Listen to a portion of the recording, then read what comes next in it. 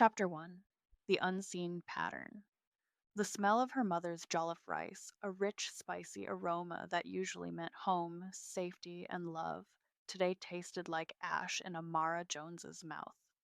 She pushed a grain of rice around her plate, the familiar, vibrant flavors turning to dust on her tongue. The television in the living room was on, the news a low, murmuring backdrop to the strained dinner. Authorities continue to search for Elijah Jones, 20, who was last seen near his South Side home 3 nights ago. Family and friends describe him as a bright student with no history of running away. Anyone with information?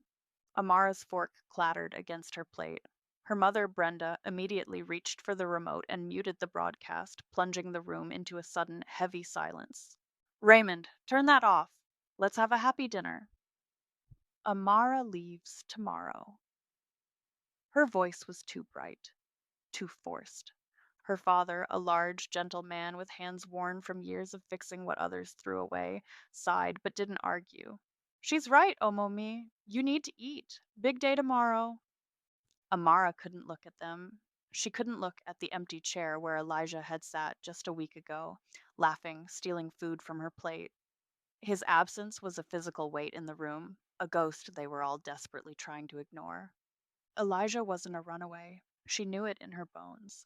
The police had given the family the same tired, sympathetic spiel they always did. The neighborhood had a way of making missing black teens become statistics, their stories buried in the inside pages of newspapers. This was why she'd taken the gap year, not to find herself, but to document the stories everyone else seemed eager to forget.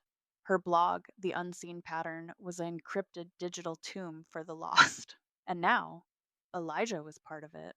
Her camera, a vintage Nikon F3 that had belonged to her grandmother, sat on the empty chair beside her.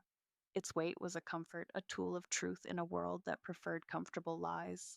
She'd used it to capture the vibrant, defiant life of the favelas in Rio, the bustling markets of Accra, and the lonely, fading missing person posters plastered on walls in both cities. Posters the authorities called runaways, gang related, not worth the resources. Posters that featured faces that looked like her own, like Elijah's.